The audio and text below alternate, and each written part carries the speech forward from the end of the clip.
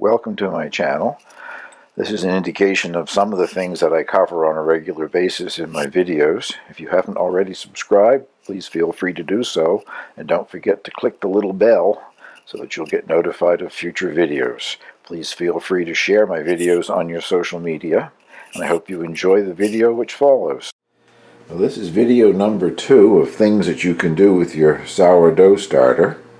If you have some that you have to discard, or even if you don't have some that you have to discard, you can take some starter and make various things with it.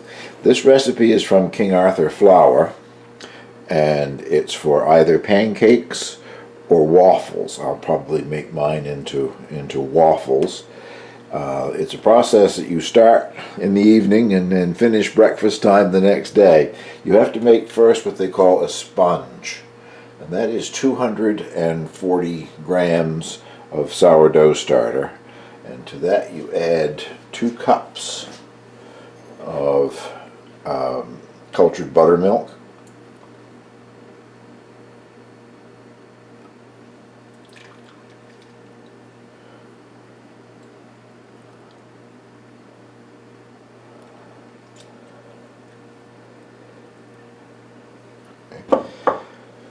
and 28, I'm doing it in grams, in metric. I'll put the link to the King Arthur recipe below the video. And one great thing about King Arthur recipes is you can select how you want to do the measurements. You can either do it in pounds and ounces, or metric, or in dry measures like cups and tablespoons and that sort of thing. 28 grams of sugar.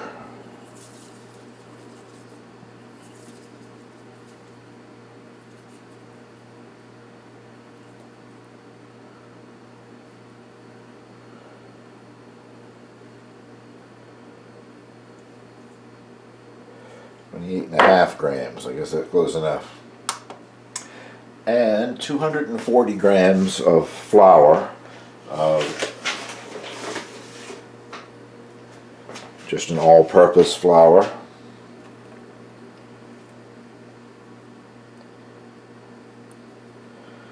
So basically that's equal amounts of the starter and flour, plus the buttermilk.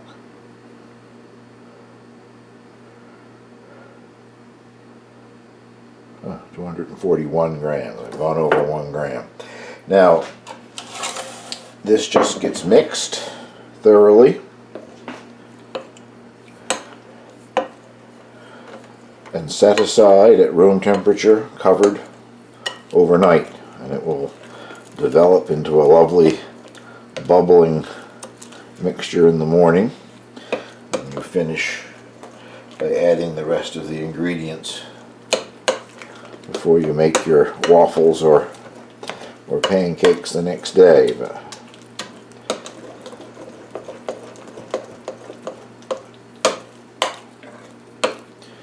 So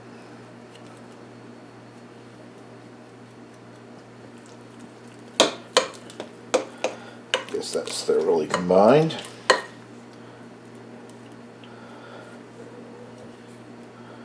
I'll see you back at breakfast time. We put this together. I've made these before. Oops, I've made these before, and they are very good. We will have waffles in the morning. Well, good morning, everybody. Hopefully, we're going to have waffles for breakfast. Let's see how much that has bubbled up.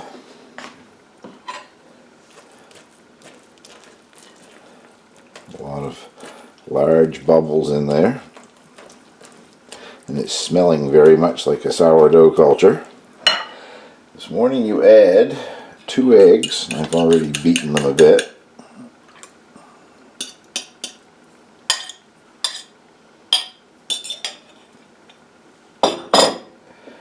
And 50 grams of either oil or melted butter. I'm using melted butter.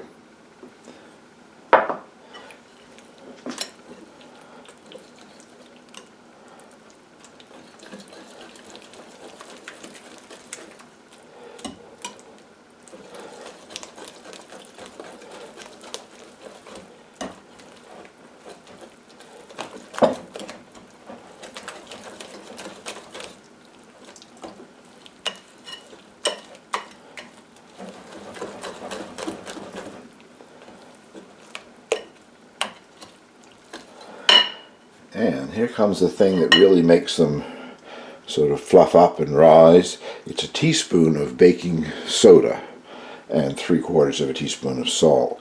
But the baking soda will react with things that are acidic, and sourdough culture is a bit on the acidic side, but then we've got in there 2 cups of buttermilk, which is also acidic. So you use baking soda instead of baking powder.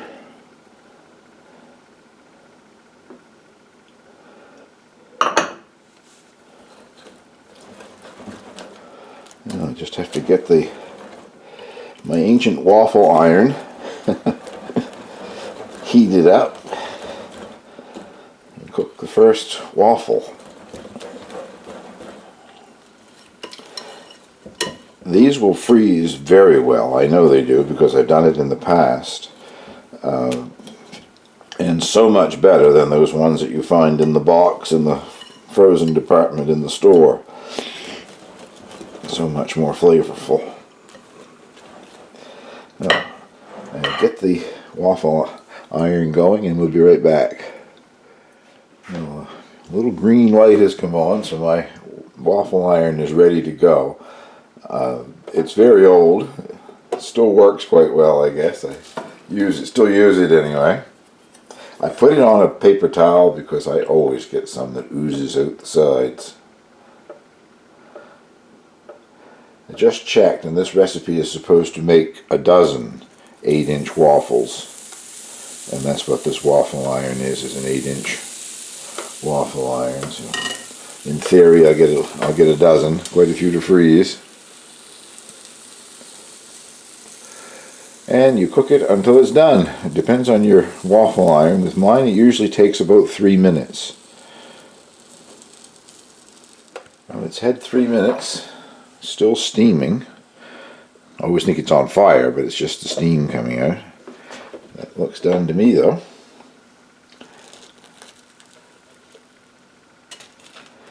And I'll meet you in the dining room in just a few minutes, and we'll try this. Well, there it is, piping hot. Of course, you can have it with regular pancake syrup or with maple syrup. I'm going to have mine with some blueberries. This is some homemade blueberry jam that I made last summer. And all I've done is put it in this little jug and warm it in the microwave for a few minutes. The little bit that I just licked off my finger is delicious.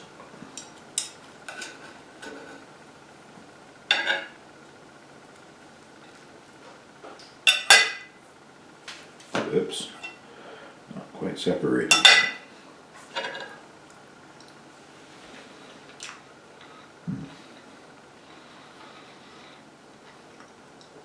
They are very good, and the blueberry goes quite nicely with them. Well, that is one more thing that you can do with your discarded sourdough culture, or just with a bit of your sourdough culture that you're not discarding. In my case, I don't have any to discard. I guess I've said that before. And I will put the links down below if you don't make your own sourdough culture yet and don't want to start from scratch. I do sell mine dehydrated culture on eBay, and I'll also put the link to the King Arthur recipe here, which, as I said before, is very good. You just decide which method you want to use. If you want to use pounds and ounces or kilograms or cups and that sort of thing, and the recipe automatically changes for you. And these things freeze very well.